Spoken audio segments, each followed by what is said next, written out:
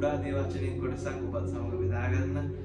උන්වහන්සේ මඟ පෙන්වූ පදයක්.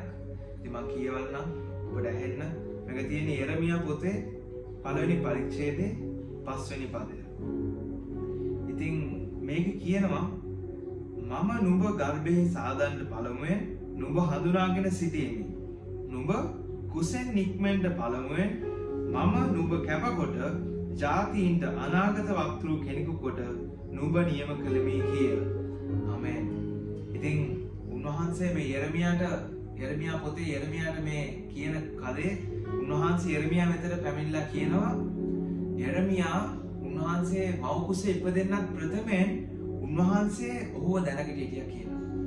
ඉතින් සහෝදරයා සහෝදරිය මම විශ්වාස කරන උන්වහන්සේ ඔබත් මමත් මේ මව් කුසේ ඉපදෙන්න ප්‍රථමයෙන් අපි දැනන් හිටියා. උන්වහන්සේ දන්නවා ඔබ කවුද කියලා, ඔබ කොයි ආකාරයේ පුද්ගලයෙක්ද වෙන්න යන්නේ, ඔබගේ හිසේ ක්‍රෙස් කොච්චරක් තියෙනවද කියලා උන්වහන්සේ දන්නවා. ඔබ කොයි වගේ ජීවන රටාවක් ගත කරන්න යන්නේ, උන්වහන්සේ කොයි වගේ සේවයක්ද කරන්න යන්නේ කියලා ඉතින් උන්වහන්සේ ඔබ දැනගෙන හිටියා. ඉතින් ඔබ හිතනවා නම් ඔබගේ ජීවිතේ ඔබ තනි වෙලා කියලා ඔබ හිතනවා නම්, ඔබට කවුරුත් ආදරේ නැහැ කියලා හිතනවා නම් ඔබ සැලෙන්න එපා සහෝදරයා. උන්වහන්සේ ඔබත් සමග ඉන්නවා.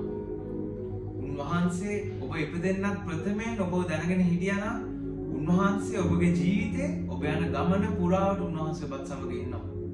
ඉතින් ඔබට කොමන හෝ දෙයක් තියෙන්න පුළුවන්, ඔබ තනි වෙලා ඉන්න පුළුවන්, මේ ලෝකේ එපා වෙලා ඉන්න පුළුවන්. හැබැයි මම කියනවා උන්වහන්සේගේ වචනේ උන්වහන්සේ ඒ කිව්ව පරිදි ඔබ ගර්භයේ ඉපදෙන්නත් ප්‍රථමයෙන් උන්වහන්සේ යෙරමියා දැනගෙන හිටියා නම් අපවත් උන්වහන්සේ දැනගෙන ඉන්නවා. ඉතින් ඔබත් සමග යේසුස් වහන්සේ ඉන්නවා කවුරු හිටියත් නැතත්.